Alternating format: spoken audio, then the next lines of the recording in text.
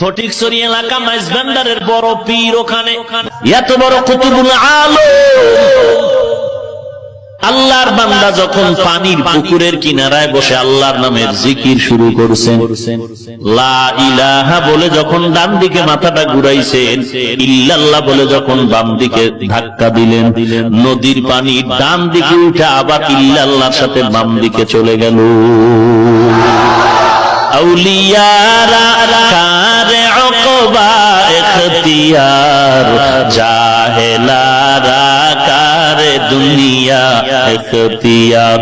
মাইলে মোমেন সোয়ে মোমেন নিশাওয়াত, মাইলে কাফের সোয়ে কাফের নিশাওয়াত।